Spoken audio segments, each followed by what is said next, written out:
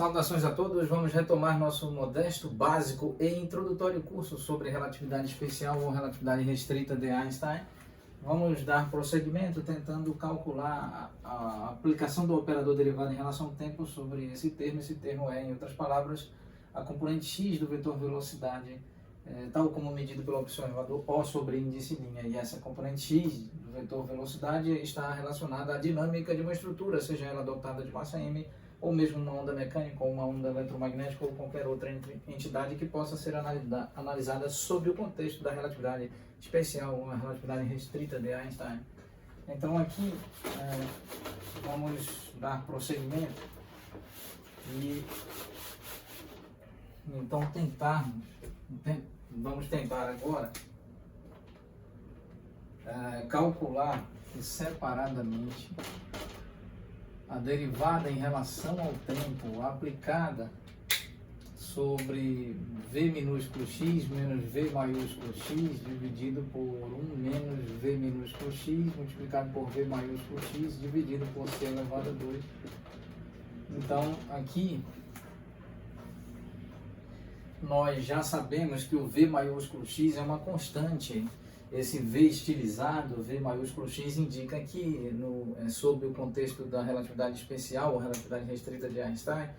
a velocidade do observador O sobre índice linha em relação ao observador O ao longo do eixo x, pois o eixo x e o eixo x sobre índice linha são paralelos,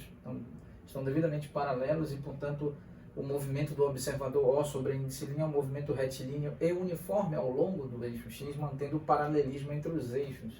Tanto x sobre índice linha é paralelo a x, y sobre índice linha é paralelo a y e z sobre índice linha é paralelo a z.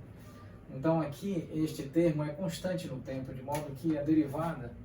atua aqui em relação ao tempo sobre o termo do denominador, conserva o que está no numerador, aqui está,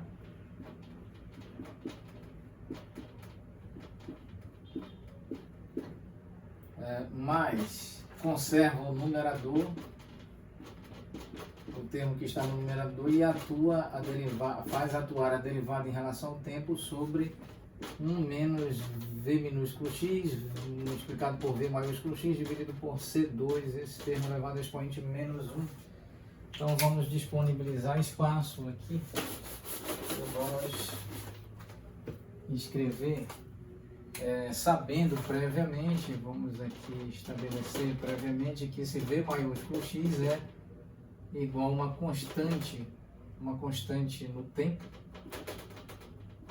e isso implica que a derivada em relação ao tempo desse V maiúsculo x é necessariamente igual a zero,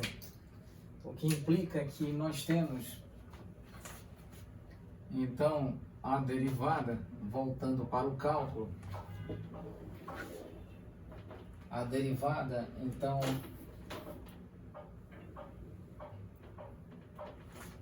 aqui nós temos derivada do V minúsculo x em relação ao tempo, menos a derivada do V maiúsculo x em relação ao tempo, dividido por 1 menos V minúsculo x, V maiúsculo x dividido por C elevado a 2. Também vale ressaltar que o C é constante no tempo, então a derivada de C em relação ao tempo é igual a zero, nós sabemos. Então aqui, continuando, mais V minúsculo x menos V maiúsculo x entre parênteses multiplicado